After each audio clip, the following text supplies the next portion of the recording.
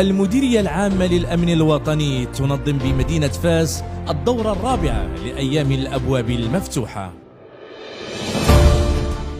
تحت شعار 67 سنة من التحديث المتواصل لمرفق مواطن.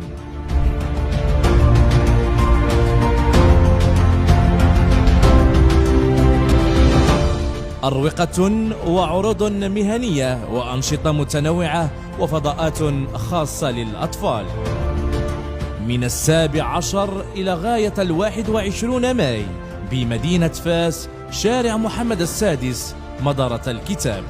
الدخول بالمجان، فكونوا في الموعد. مرحبا بكم.